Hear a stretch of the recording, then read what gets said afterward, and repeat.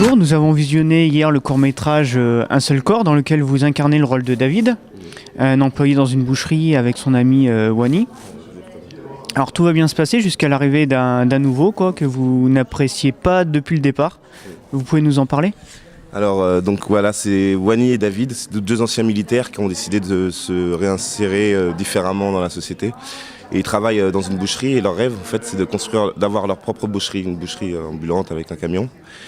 Et David en fait veut absolument réaliser ce rêve et veut absolument protéger ce rêve pour que ça se réalise.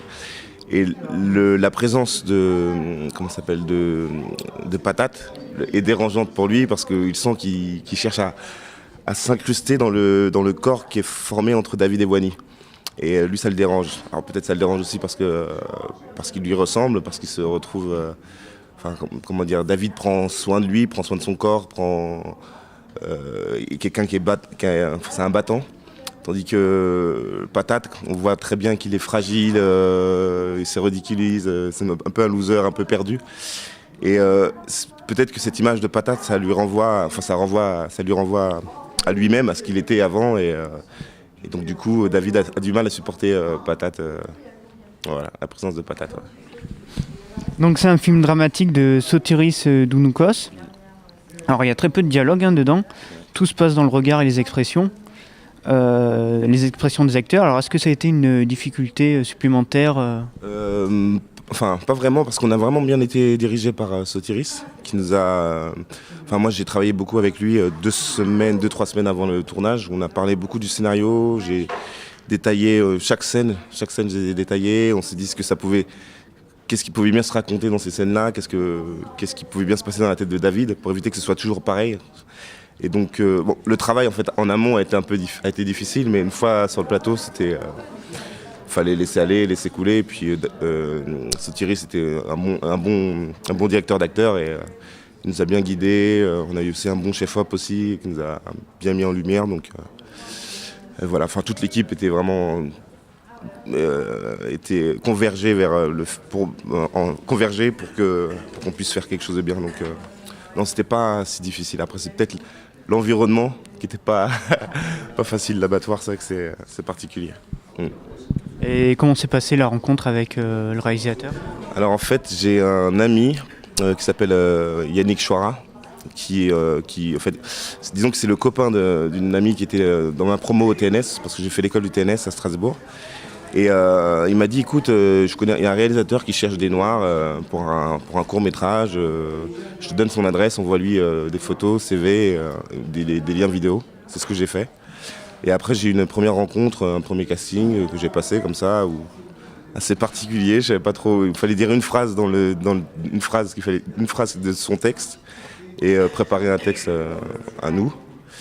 Et puis ils m'ont rappelé pour un deuxième passage, et puis après pour lui c'était évident, c'était moi qui devais faire David, et puis on a commencé à se voir entre tous les deux, boire des cafés ensemble et parler du film. Alors, dans cette fiction, David il est assez énigmatique, surtout au moment où il va saboter la machine. Donc on peut penser qu'il y a deux raisons de ce sabotage. Alors soit une vengeance ou alors soit une protection pour protéger le nouveau. Alors dans le sabotage en fait, David sabote la machine pour punir Patate, parce qu'il croit que c'est lui il croit que c'est sa faute en fait. Si Wani n'est plus là, il croit que c'est sa faute et donc du coup il cherche à punir Patate. Peut-être qu'il se trompe certainement. Il y a un moment énigmatique où on voit un petit chiffon jaune que le mec qui répare la machine, le machiniste, jette, et il ressemble comment on appelle ça, le sorte de foulard qu'il avait, Patate. Donc c'est ça qui donne le déclic à David. Et donc du coup il cherche à punir Patate à son tour. Après il regrette un peu, mais... Après, on ne sait pas trop ce qui s'est passé. En fait, c'est le spectateur qui se fait un peu l'histoire du film, parce que ça peut très bien être Wani qui est lui-même responsable de son propre accident. Ouais, c'est possible, exactement. Et puis la machine était défectueuse, donc ça se trouve c'est même pas Patate, ça se trouve c'est peut-être Wani, ça se trouve c'est la machine qui n'était pas bien. C'est un manque de chance, C'est un manque de chance qui arrive à ce moment-là. Mais si ça arrive là, c'est pas pour rien. Je pense que c'est surtout pour que David, qui est naïf en fait, et qui pense que tout est permanent dans la vie, c'est une manière de... ça lui renvoie à lui, c'est une manière de lui dire, écoute, dans la vie, voilà, les choses sont éphémères et c'est une manière d'accepter ça aussi. C'est une manière c'est pour lui, il faut qu'il se rende compte du fait qu'il ne faut pas se fermer et que c'est important d'être avec les autres aussi et de créer des liens solides, même si, malgré leur fragilité. Alors le film il a été primé au Festival du film de Toronto en 2014. Quelle est votre réaction par rapport à ça? Moi j'étais agréablement surpris parce je crois qu'il y avait des très bons films qui étaient en compétition et quand Sotiris m'a envoyé un message pour me dire que le film a été primé en meilleur film étranger, on était vraiment tous heureux, tous les comédiens là, on était très, très fiers, très heureux parce que ça n'a pas été très simple tout le temps et donc du coup c'était une belle récompense pour le réalisateur et pour l'équipe et pour les gens qui ont participé à ce film. Donc ouais, on était très, très fiers, très fiers. Alors vous avez débuté au théâtre. Alors est-ce que c'est une étape obligatoire avant de passer au cinéma? Non, je pense pas, mais pour moi c'était nécessaire. J'ai toujours rêvé d'être acteur de cinéma, mais pour moi c'était nécessaire de passer par le théâtre pour apprendre à jouer aussi, avoir une autre appréhension. Après c'est pas pareil, c'est pas le même métier. Le jeu ça reste pareil, mais c'est pas le même métier. Au théâtre on est dans l'action tout le temps, on travaille tout le temps, enfin on essaye tout le temps au cinéma, on est beaucoup dans l'attente et les autres ont une place beaucoup plus importante. Toute la technique a une place beaucoup plus importante, le monteur aussi, le son, tout ça. Donc nous, on est qu'une petite part infime. Et pour moi, c'était important de passer par le théâtre. Et d'ailleurs, je pense que pour moi, j'ai besoin de continuer aussi dans le théâtre. D'ailleurs, c'est ce que je fais. Je continue à bosser pour le théâtre parce que c'est quelque chose où ça te permet de traverser, d'avoir une vraie traversée totale de la pièce, tandis que le film, il est fait un peu les scènes sont faites un peu n'importe comment, quoi. Donc, ouais. Et vous avez une préférence entre le théâtre et le cinéma ou pas? Moi, je préfère les deux. Disons que ce que j'aime bien dans le théâtre, c'est que, comme je parlais de traversée, c'est qu'on traverse, on est dans une traversée, donc on vit la chose sur le moment, à l'instant présent, à l'instant T, avec un public qui est à l'écoute, qui travaille aussi. Et le spectacle n'est jamais selon les soirs, le spectacle n'est jamais pareil. Et ça, cette sensation-là, pour moi, je sens que c'est important.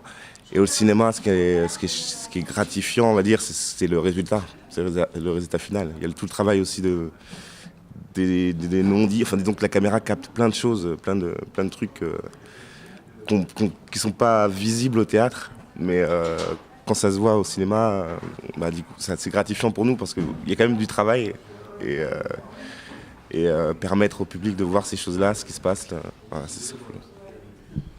Vous avez également eu un rôle en 2013 dans le film Fast Life de Thomas Gijol. Comment s'est passée la rencontre avec ce réalisateur? Alors en fait c'est mon agent Rosalie Simino qui m'a proposé ce casting-là, comme d'autres.